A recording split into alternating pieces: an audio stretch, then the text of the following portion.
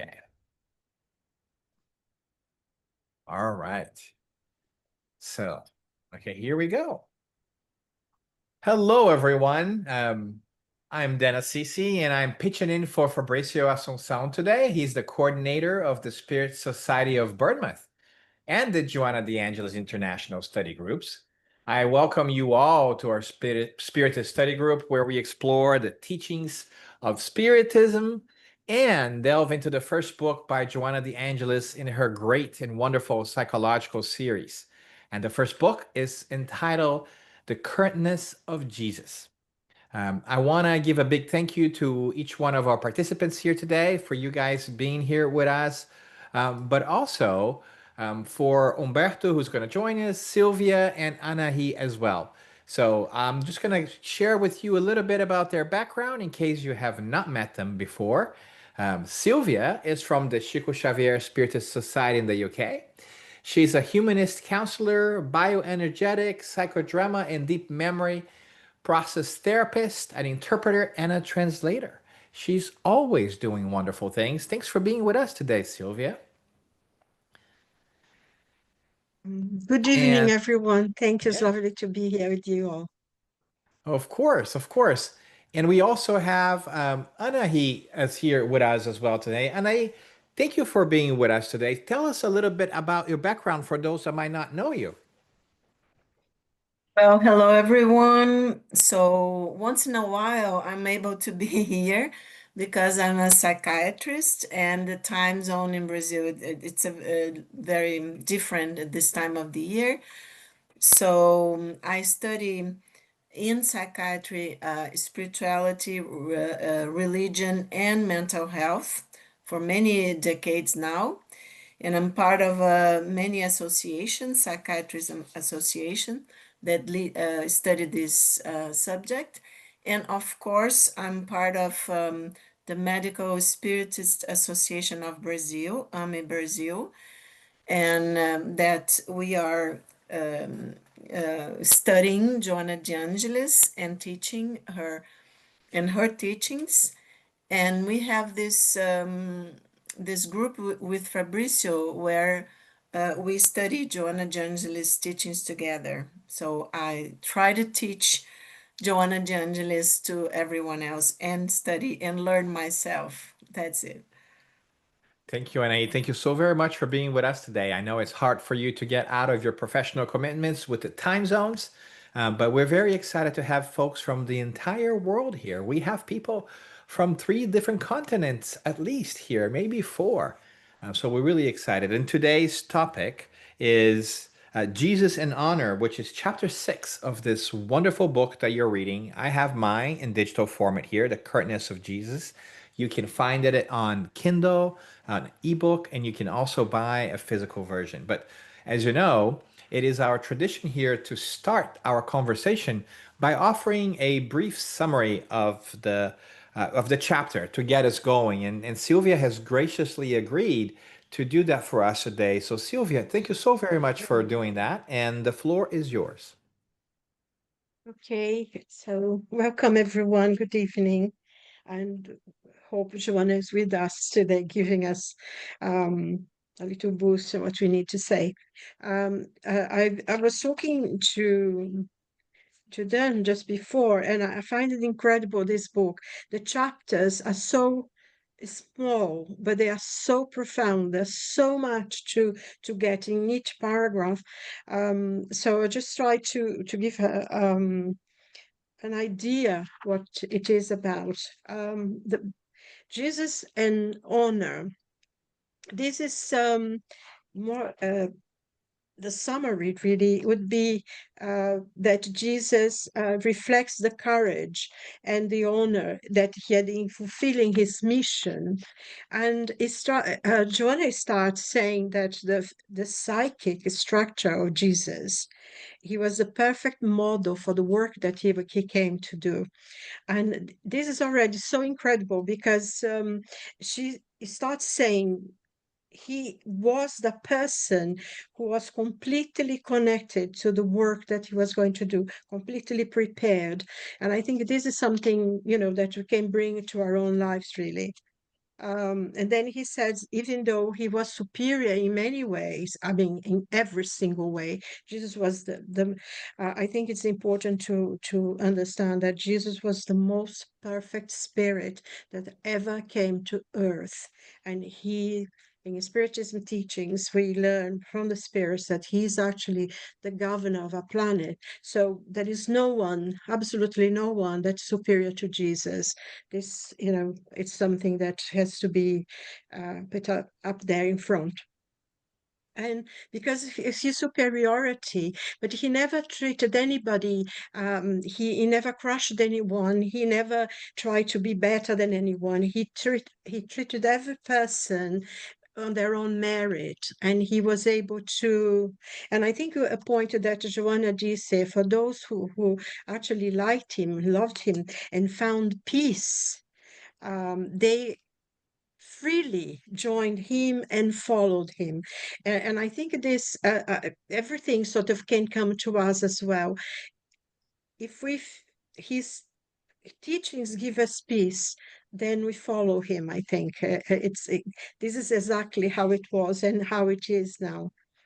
Um, so he knew also, I think one point that she makes, that he knew what was all the potentiality that was within each person and how they could develop it. I think one other point as well that for me was important in this chapter is that she makes a comparison that modern man, even though we have progressed in many, many ways, it's almost unimaginable the way it was before. And although we have all this technology, all this knowledge, but our own aims and our own needs continue to be the same. We are not different from the people who lived around Jesus in our desires, in our needs. And I think this is very important as well, because, we think, oh, modern man, but within himself, in his needs as a eternal spirit, we have the same needs and necessities. Um, but he says, she makes another point as well, that for us to have our inner freedom, to arrive at some kind of fulfillment, we have to have the light of knowledge and the courage to follow the objectives, to achieve what we want. He made also, I think Joanna makes a point as well here, that this is the what gives origin, is the birthing of our own betterment, our own enlightenment, and to leave up, all the atavisms of the past. So we needed to make this effort for to get this guide, a inner guide, she says, that will push us forward. But this is something that has to be taken. It's our own. We need to want to do it. We need to make the effort to achieve it, and I find it very, very special that the next part, she makes a point that in the gospel they have that passage that Jesus' family, his mother and his brothers, came to the place where he was teaching, and someone came to him and said, oh, your mother and your brothers are all outside, they wanted to speak to you. And because they were very, very worried about him, and they couldn't really understand who he was. And Joanna quotes this as a great lesson, because she says, your brother, your mother, and even though he had absolutely love for his family and incredible respect for his mother, he was here for a purpose. And he goes to the story as well, that when he was 12 years old, that he was left behind and he stayed in the temple talking to the elders. And the mother, his mother said, what are you doing? And said, well, I'm doing the work of my father. And I think in this way is very much the same thing here. He says, because my brothers and my sisters and my mother are those who do the will of my Father who is in heaven. And I think this is another very, very important point from here. And, all this people coming and saying he wouldn't be bothered because he was doing the work of his father, and we need to do that. I emphasized a phrase here because I thought this really touched me. And she says, honor is the courage to elect what is best. And I found this so incredible. It really, so I put a big note around it so I won't forget. Um, and she talks about how sometimes doubting one thing and another, and someone, one lot of people want something and another wants something. And I think she tries to make us see that we need to go within ourselves, see what our needs are, and how we're going to work towards achieving what we want. Then she goes on as well, in another, to say that your honor must model itself on his. That's another very, very important, that if we want to achieve this inner peace, this fulfillment, this thirst, this hunger that we each and every one of us have for, because we may think and we get confused and lost sometimes for many years, even incarnations, I think, that we desire to be rich, we desire to be happy, we desire to be famous. And we see this, the banalities of society now, that you have influencers and people become terribly rich and famous, and as fast as they go up they can go down as well. So this, but within us, behind all these things that we get confused, what we really want is to have inner peace, to be one with ourselves, to have a sense of fulfillment. And this can only be filled by our own work, by our own desire, and we have to do it from within ourselves. Nobody can do it. People can guide you, they can help you, they can teach you, like Anais, she teaches us all the time, but she cannot do the work that we have to do ourselves. And I think this is very important. So the last paragraph, she says, conscience of the duty will manifest itself in the honor to follow all the standards, respect and respect to everyone, however, under the total leadership of Jesus. I'll leave it to here because there is, I'm sure lots of you wanted to say a lot more, but this is more or less a very, very short summary of this, because we could, I mean, talk about this all night. Is amazing, it's really beautiful. And the passage of that about his mother and is in Matthew chapter 12, and it in verses 46 to 50, when he talks about that his brothers and sisters are the ones who do the will of his father who's in heaven. And I think this is the same now. We are in brothers and sisters in his love, if we do what is good, what is, if we follow them. So I'll leave it to you all to give your opinion. Thank you. Thank you, Sylvia. Thank you. And we have, I think, Umberto here with us as well. I think that he has joined us, so I'm going to pull him over unless he's having some technological challenges. Yeah, Uh, I'm here. Aha, there you are. Great, great, great. So, um, you know, thank you, Sylvia, for that. To kind of get us kick started here, I wanted to call on you, Umberto, really quickly because what what stuck with me was that the title of this chapter is Jesus and Honor. Yet the word honor doesn't really come up in the beginning, right? It's actually at the end where she comes back and she provides some context, but there are some powerful words here before, and one of them that comes up right in the beginning is that of truth. And of course, good philosophers have been um, focusing on what truth is and how to hold on to truth for a very long time. And she places Jesus here as the as projecting truth, right, and not overwhelming us with anything else. Can you tell us what is your take on how truth relates to honor. And how should we think about this? Would you start, Anahi? You want me to start? If Yeah. you want, yes. Okay, because Dan asked you, but I can grab from the psychological point of view, then let's see what Umberto brings to the discussion.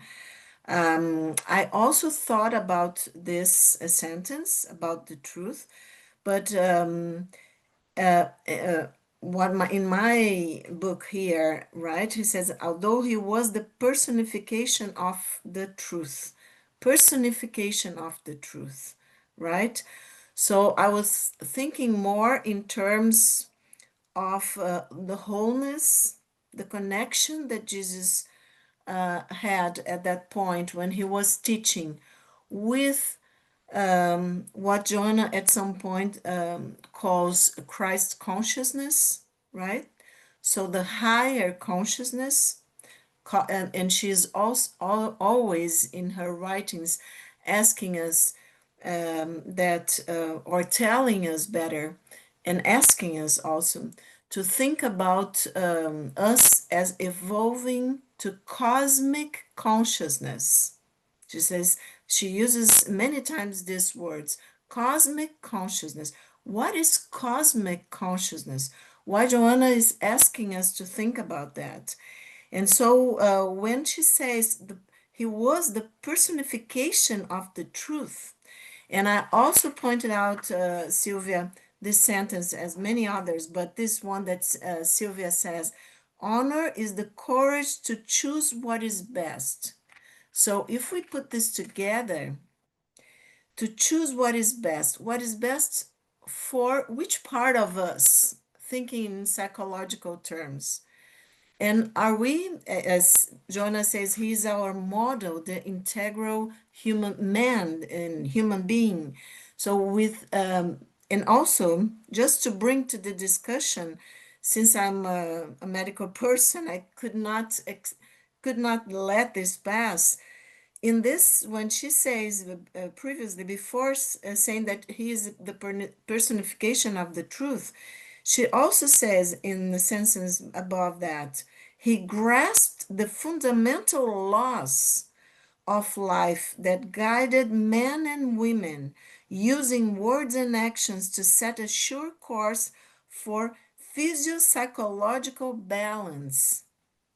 So I know that a light teacher as Joanna never use words, and my version of the English version is different, maybe some a little bit of it from yours, but it's the same meaning. So why would Joanna use physio-psychological balance? So putting everything together, right? To a being that it's so high up in the evolution, spiritual evolution as Jesus, right? The Christ, when he becomes the Christ, right? So of course he would be the personification. That was my thinking. Let's see what you guys thought about that.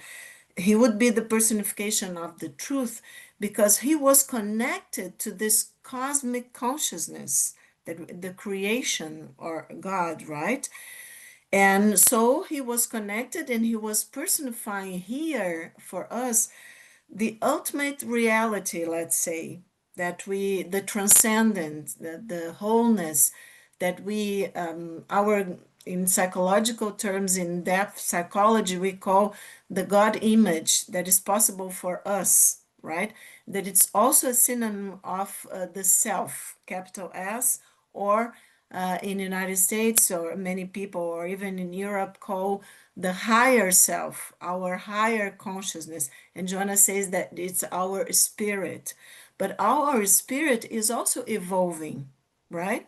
So if we have this wonderful being that came here to teach us the path to be someday the person, also the personification of the truth, the ultimate reality, and to experience wholeness and to experience plenitude, right?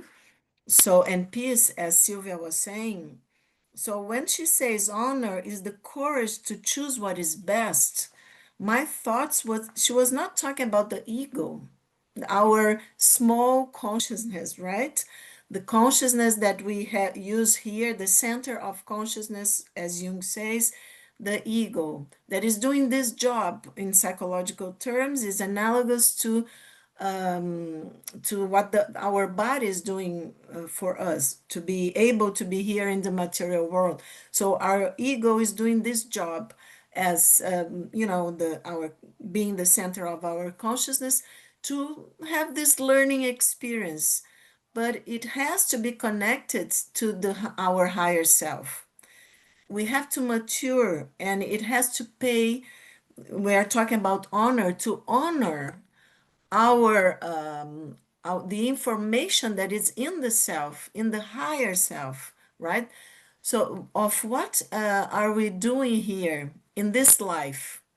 What is our, Jung says, our personal myth? What have I come to do, to learn, to experience, to someday connect, as Jesus did with the cosmic consciousness, the creation, the ultimate reality. So I think that was very important to understand that is we should, as egos, of course, that we are talking to each other, our ego is here, but we are trying to make this connection, and we're trying to be mature enough to honor the information that is in our divine nature, that is the self, capital S, our higher self. So to the courage to encourage in Latin, I think, right, Umberto, is to act with the heart. Cor in Latin is heart, and agire is in Latin is to act. So to have courage is to act with the heart. It's the knowledge of the heart, because Jesus was also personifying the ultimate energy that creates the universe. Of course, God in here for us, he was exemplifying being the path for our spirits, for our higher selves at some point to understand, not at that moment when he was here. So that was why he talked in parables, right? But to understand the path that we are supposed to go through, and this path of love. So that's why courage, to act with the heart, with the knowledge of the heart. So I wanted very much to hear what Umberto has do. What do you think about that, Umberto? About being the truth, about all of this. Yeah, I understood that Dan invited both of us together, and it would be ungentleman to start before you. Thank you. Well, indeed, I think one of the greatest points in this chapter is that it is very tricky. As Dan emphasized, it starts to explicit the word honor very late in the logical order of the narrative, and that's quite weird. And at some points, I questioned myself. I asked myself if she was drifting from the subject, but I think it was made on purpose, and she wanted to make a special preliminary consideration to avoid the ordinary meanings of the word honor. As in other chapters, she has a very, very peculiar concept of honor as other key words that she's always using in these chapters. And honor is especially very mundane word, a word associated to the military culture, for example, to the manhood and things like that. Uh, and contrary to that, she is developing an extremely uh, liberal concept of honor. And I would like to quote to to remind these words here in the very beginning. Uh, Also related to the notion of truth and truth saying, while projecting the truth, He did not overwhelm with his natural superiority, nor did he absorb anyone's individuality, which remained independent.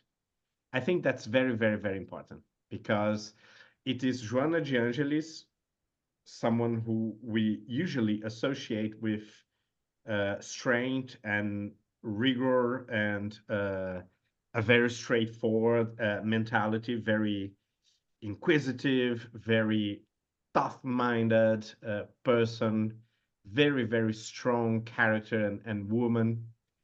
And now she's telling us about the necessity of being extremely um, considerate for everyone's personality and personal development and individuality.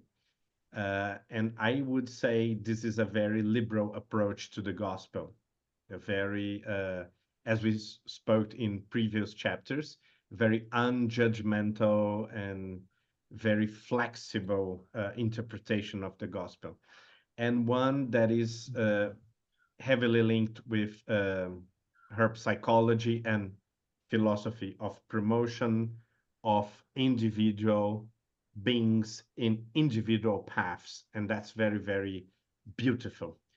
On the other hand, I would avoid also some connotations of the word liberal that may be biased by the notion of relativism or an irresponsible, playful approach to personal responsibilities and uh, behavior and ethical behavior, because she does want to emphasize that honor is about honesty, truthfulness, and transparency, the capacity of being authentic and to speak your word without delays or uh, secondary thoughts about what people would believe or what people would say about what you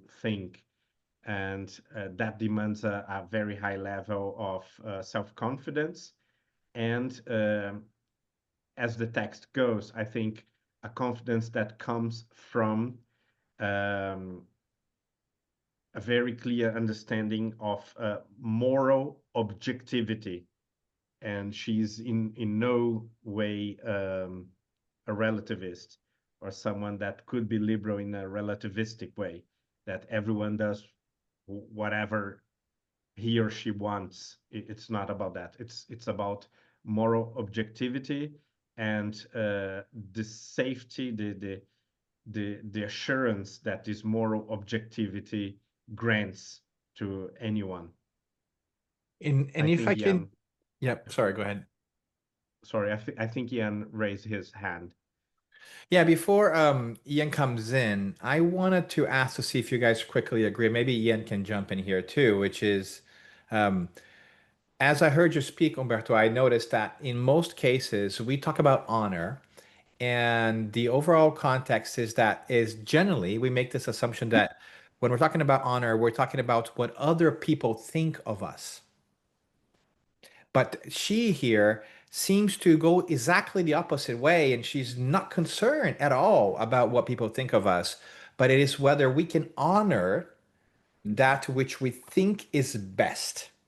And that is a fascinating conundrum there that I think I want to point out, because if we come with the idea that honor is external, then we might not be placed in a good spot to understand how she talks about honoring this. And then one last thing I want to see if folks agree, and then Ian, you can chime in here too.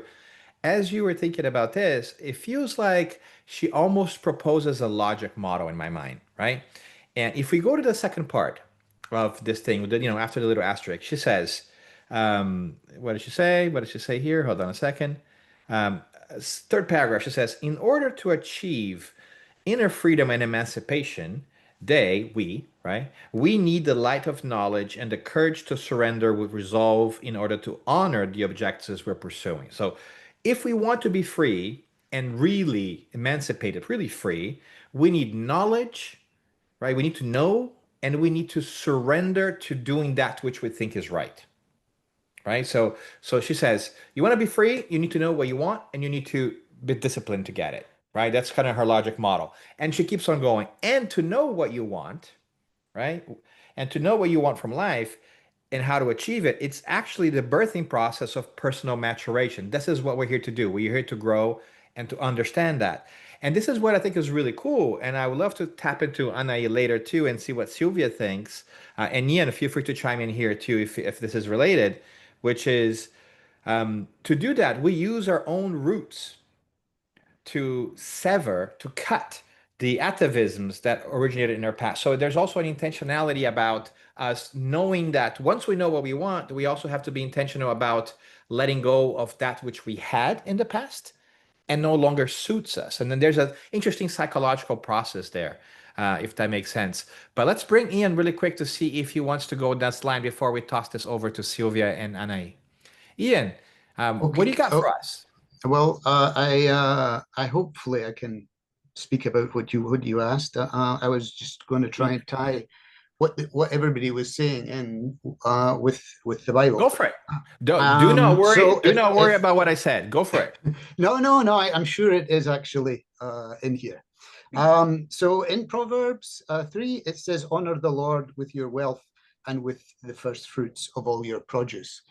And in John 12, we've got, "If anyone serves me, he must follow me. And where I am, there will my servant be also. If anyone serves me, the Father will honor him." So, I mean, that's Jesus, obviously Jesus speaking. Now, in the Old Testament, I mean, and in the New, of course, we can see that we should honor our parents, honor our neighbors, and honor our brothers and sisters. And as Umberto said, I mean, this idea of honor sometimes turns people off because they think, I have to kind of get down and bow down to these people, and with our massive egos, of course, we're not very keen on that. But if we look, I mean, you had commented on the honor actually coming from the idea of militarism, Umberto, and honor actually comes from a Greek god, and it was it was really tied in that Roman period to, not a Greek god, sorry, a Roman god, and it was really tied in that Roman period to the idea of military honor, as you said. But honor also, another word that actually is also tied to that Greek god is honesty. And of course, honesty is all about telling the truth. And what is honesty? Oh, that's in the Bible too, when you should follow the truth. Jesus is the truth. And if we look at the Old Testament again, looking at Psalm 22, it says, "One's pride will bring him low, but he who is lowly in spirit will obtain honor." And this thing really ties in very well with some things about the Sermon of the Mount. Sometimes it's a bit difficult to understand. But it also kind of gives us the idea that honor is also all about humility. And Jesus shows us that in his humility as he goes to the cross to be crucified in what is the most awful way to be killed in that times and of course in our time as well. But it was a very how would you say, it was an awful way to be. It was looked down very badly at as a way of actually dying at that time. But of course, that was the way that he came through to the resurrection, and he was honored by his Father. And of course, honoring God is a commandment. So, I mean, if in the Matthew 12, of course, that is what it's all about. It's all about honoring God before anything, even your mother. and your brothers. Thank you, Ian. Thank you for that. And thank you for, highlighting the idea of honor and different ways of looking at that, which I think really ties in nicely with this idea of, is it external? Should our focus be on honor that's external, or should we remain steadfast to that which we think is right? And that is the difficult thing to do, right? In your one of the examples with the crucifixion, Jesus could have, at the eyes of those who were socially oriented, been dishonored by being attached to the cross, which the wood and all the symbolism of the time was the greatest dishonor one could have. Yet, spiritually, he honored us and he honored his own beliefs by remaining committed to the higher self. I think that Anai, put that for us, right? Thinking with the spirit, which is what he did best. So that is a wonderful conundrum that we find ourselves in. And maybe this is a question for Anna and for Sylvia here is, we are beginning to understand that there's a spirit. We are beginning to understand that there is a different priority for the things that we should be doing in our lives. How do we manage? What can we do to remain courageously steadfast or courageously aligned to the things that we know are more important in the middle of all this difficult world? Sylvia, would you like to start to answer? You can start, Nehi. You can start. Well, I think, and Jan, thank you so much for, I'm this day and age that we are living, what I think is that is like the shadow, the collective shadow, let's say.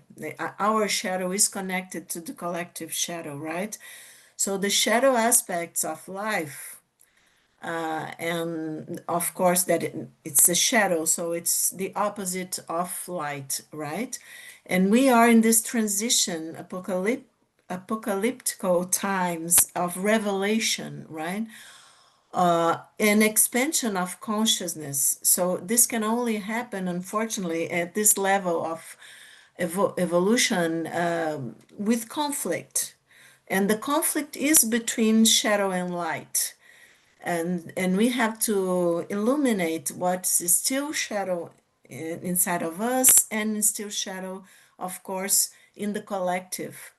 So I think it's very important that Nyan brought this scriptures, because, and I was thinking of what you guys said, and Umberto also, about honor in not being glory and fame and this military stuff, and respect for the persona, right? Or for what others expect of me, family, culture, and all of that, as Joanna says in this text, that Jesus said, well, in other words, but my whole family is everyone that is committed to this journey to connect again with the source, right, with God. And so this honor that we are talking about, and it's of course a Latin word, also because the Romans, as Jan said, that it's what Joanna connects is this esteem, dignity, and respect for this higher self that we have as children of the creation, right? So I think what's very important here to understand is that Jesus was talking to our higher selves that were evolving, and still are evolving. Joanna says in the beginning, also in the first part, that everything that he said can be applied without any conflict of time, place, and person. We are still, and of course, he was, and in parables, talking in psychological terms to our transpersonal dimension of the psyche, the collective dimension of our psyche. So the issues here were very archetypal, as they are to this day, right? When we talk about light and shadow, we are talking about something, and still wars and still the thirst for power and all of that. We are talking not so different in terms of in psychological terms to those beings from 2000 years ago, right? There are were struggling with that. So, and Jesus knew that because the Christ, Jesus the Christ, looked at us and had all this esteem, this respect for what he saw that was in the inner, our soul. Joanna also says a beautiful image of Jesus being sculptor of souls. I love that, right? Because he could see everything that we would become and that we will become, right? Without time and space, of course, because he was in this in his self. Of course, not the same self that we are as children, spiritually speaking, but as a very, very higher spirit in, in spiritual hierarchy, we would say. So I think, I don't know, them, I'm kind of, my feeling function gets really emotional connecting to all of his task here, his mission. But I think it's very important for us to understand that these times that we are living in, then was making this question, how can we be the best version ourselves, paying honor to what is this divine sparkle that all of us have, right? Our higher selves. So I think it's very important that we pay honor to his mission, that he was he everything that he taught us. And I think Joanna is asking us, she made I agree with you guys, she starts with something that it's kind of very very thinking function, as Dan said. Oh, here there is a logic to it, but she finishes with the heart. You see that? She finishes with the heart. Your honor should be molded on his.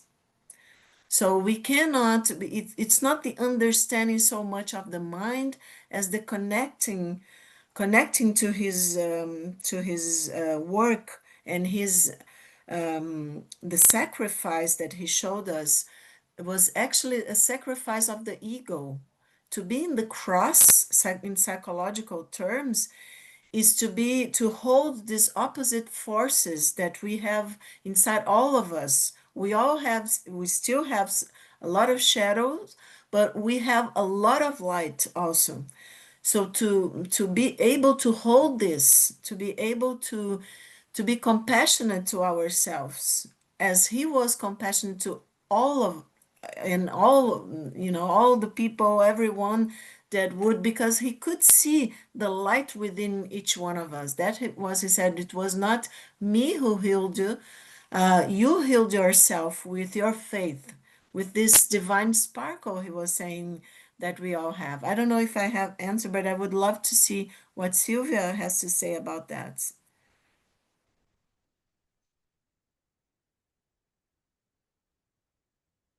Okay, this is for me. There are so many different things. When she says honor is the courage to elect what's best, I see that this honor is like as a kind of a strength within us that will make us strong and makes us feel good with ourselves for the process of choosing something that is right. There is a part towards here at the end that she says, journey within yourself and listen to your conscience, your inner guide, in order to know what you want, what is best for you, and how to achieve it.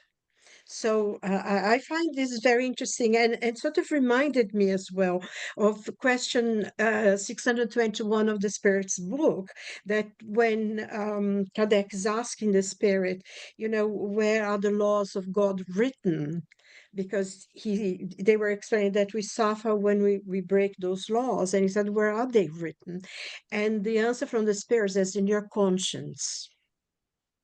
That's where it is. So the choice of do the right or wrong is already within us, the knowledge. So when we do something good or when you do something bad, we're already making a choice of something that we already know. I find this very, very important. And here, Joanna is telling us exactly that. Go within yourself, see what you want, and how are you going to achieve it? What kind of things you have to come out of yourself? And because she says freedom, your liberation will be diverse from the bonds of affection in order to be free. So I think, and I find it very interesting that he would give this, Joanna would give this example of the mother and the brothers who had come to Jesus, because sometimes we have to let go, or even the closest people to us.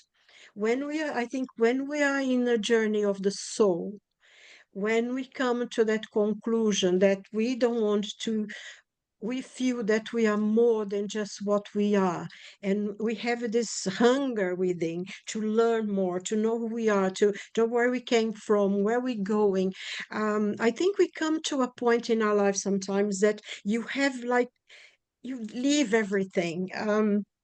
In situations, an example I can think, to leave a really good job, that you get a lot of money, but it does not fulfill that inner side anymore. And you let go, and then you go to a job that is survival. And everyone around you criticizes you, like crucify you. How can you do this? How can you be so stupid? How can you leave this job? But because I think you come there in the honor, that we feel honored, and because we have the courage to choose something different, to choose something that's good for us. And I find as well that in almost everything here that Joanna says, she gives us the answer what to do. Go inside, see what you want, and how you're going to get. So you can get free from that.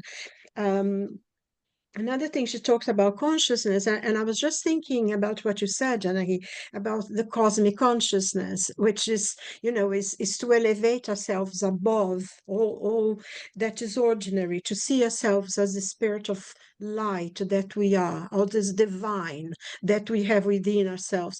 And sometimes we cannot accept that. Is the transcendence. And it's very interesting that we're reading this, because I've been rereading a book called The New Man. It was by a doctor, psychoanalyst called Maurice Nico. He was a Jungian psychoanalyst, and he had a practice in Harley Street. He did a study with Jung, and he also became a friend, and he wrote this book talking about the Gospels, and it's exactly the point that we're making here. And I took some notes from the book because I thought, oh my God, look at that, the universe is bringing me to reread this book and have a look through this, because Dr.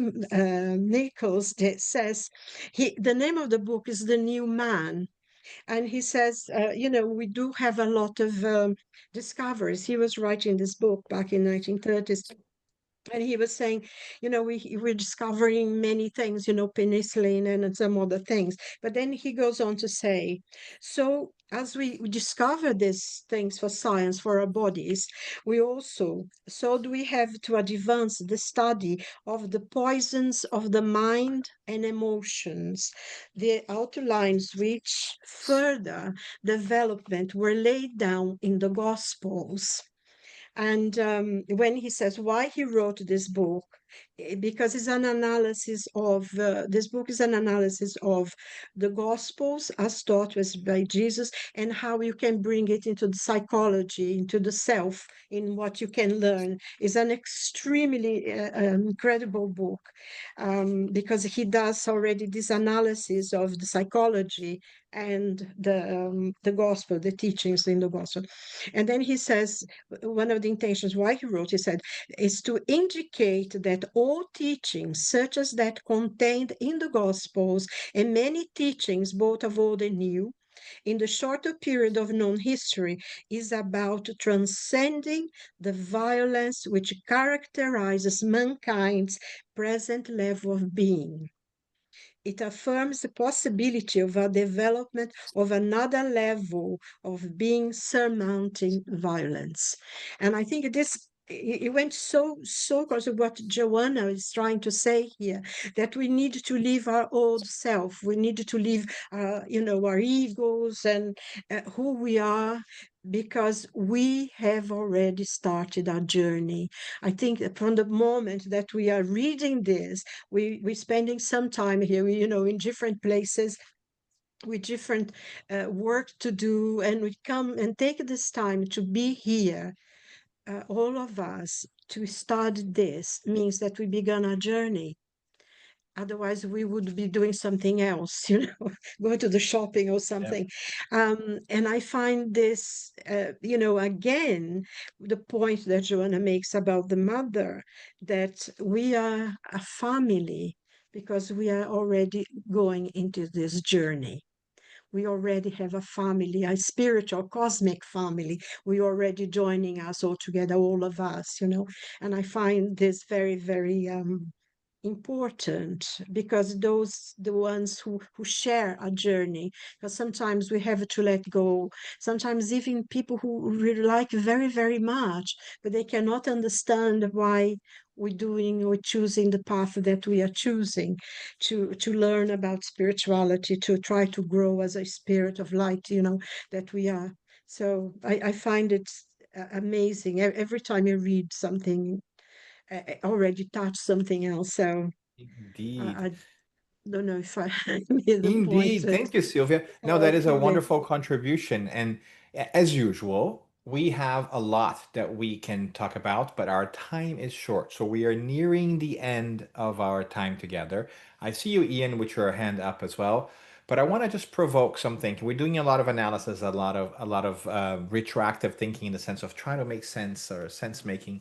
I would love to push us to think about what is it that each one of us can do individually to honor that which is most important to us, right? Given what we have read here, and knowing that each one of us has identified things that are important to us in our lives based on our experience and that which we continue to learn and grow. If there's anybody who would like to share a little bit about that, but what some of the ways, and maybe this is a rhetorical question, right? What are some of the ways in which we can use this text from Joanna that has awakened in many of us this idea of honor and modeling Jesus in his courage to fulfill and follow that which was right? What is it that we can do? If somebody would love to share and give us suggestions, that'd be wonderful.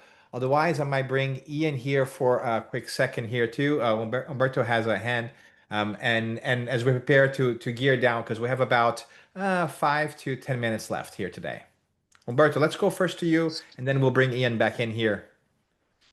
Okay, I can jump in because I would actually want to address Jan's first comment.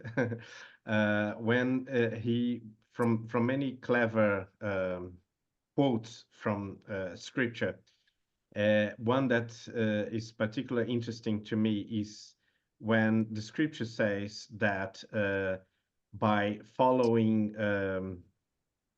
Jesus' commandments, God would honor us. And I think this is absolutely in the same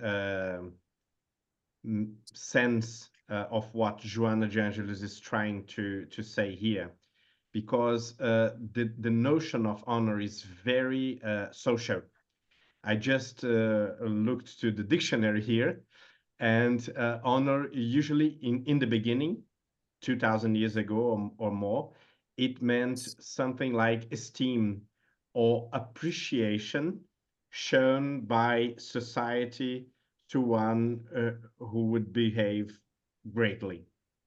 And that would be valid for military honor or for politicians or for wealth, for example. In more specific environments, the samurai, for example, they would consider honor the respect for a very, very specific code, but that code was also intended to respect, and to honor, to gain the esteem, the appreciation from ancestors. And that's also, to some extent, even if it's more spiritual, it's to some extent very social. And when you expect the esteem from God, that's completely different. It's something that is more related to the highest moral values you can possibly achieve.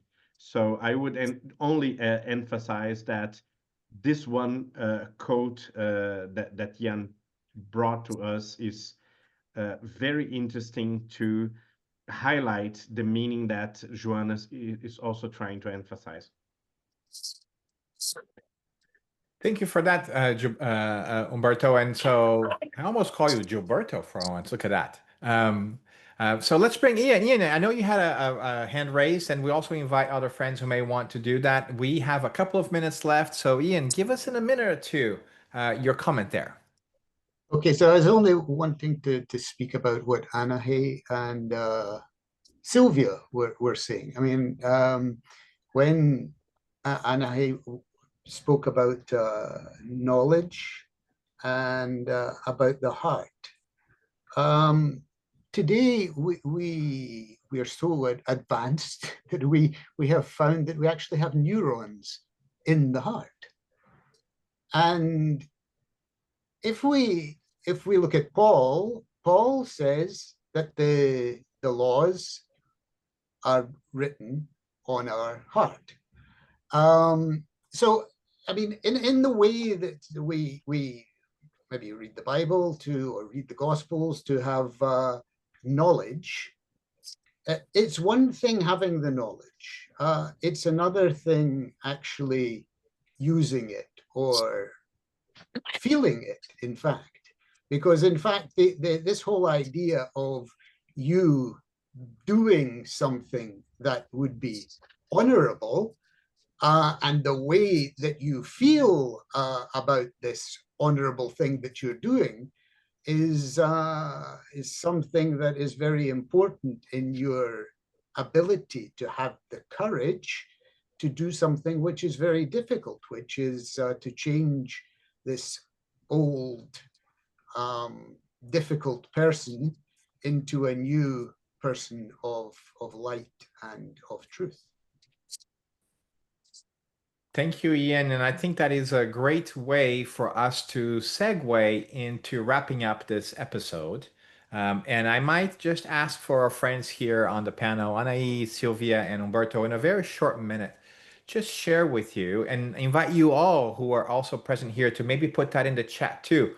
What is one thing that you take away from today's conversation with you, or what is the key point, or what is it that you would like to be known from our conversation here today? And maybe we can start with you, Sylvia, today. Well, I think what I take mostly from this is the idea of the journey within, to find what I want to do, how I want to change, how can I change, and do it, transform myself, be better than I was yesterday, and tomorrow better than today. I think Joanna gives us a guidance of, like a compass. In a way, it's like the compass of our lives. She gives us the guidance how we proceed. And this honors, I feel that, we honors ourselves and the others around us. Yeah, that's what I take with me. Thank you, Sylvia. Umberto or Anahi, who would like to go next? Well, if you don't mind, because I have to patience waiting for me, but I would like to wrap it up saying that for me it was like, and I love Jan that you brought Paul of Tarsus. I love, he talked about love in a way that I don't think I thought I saw something so beautiful about love as his sermon or whatever he wrote to Corinthians, I think, right? When he was after he was in Greece. And Yeah, so I would say let us honor the divine within ourselves, and let's honor Jesus' teachings, right? Oh, yeah. Um, Searching and looking for or putting our mental energy and the energy of the heart, as Jan said. And it's great because yes, they discover neurons in the heart, right? I don't know if I think everybody knows that by now. Then, of course, if you put together the physiology of the heart with the neurons, the electromagnetic field, wow, how it connects us to a knowledge that comes from higher spiritual spheres. We have a potential within us, within each one of us, that in many people, it's kind of dormant, it's kind of, a little people needs to awake, right? And there is this time and age where there is a spiritual awakening. So let's honor the teachings of this beautiful master, Jesus the Christ, and honor the all the Umberto said about the ancestors, right? So that Joanna speaks about that. So let's honor the effort of all our ancestors and that were here previously. And that's why we can be here today talking about this. So I think we have so much to honor, but honor with our hearts more than with our minds. Our minds here are kind of constricted, but the knowledge of the heart is immeasurable. So let's honor all of this. Thank you. Thank you, Anahi, and thank you also to Andrea and to Bob, who also shared. Andrea had shared about Paul of Tarsus earlier, about the new and old person, which is a great framework that came back again with Ian and keeps coming back as a wonderful example of change. Thank you for that, Andrea. And also, thank you, Bob, for highlighting the need for action and not just being passive and letting us know that you also like the idea of chiseling to break the stone, the cold marble, and bring that feeling and that warmth that Anahi is alluding to. And with that, we pass it on to Umberto. Umberto, today you have the wonderful honor and a little bit of pressure to leave us with your final words so that we can wrap this edition of our conversation.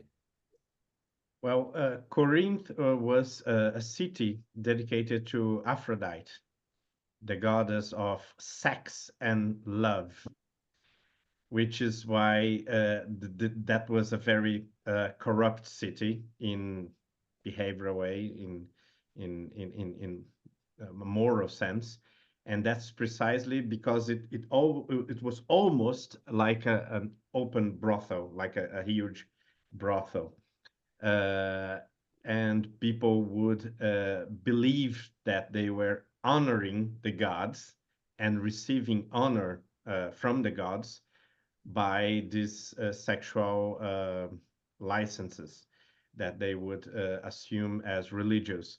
So Paul addressed his maybe his best words about love and spirituality to this city because he wanted to spiritualize their understanding, their conscience about the actual meaning of love.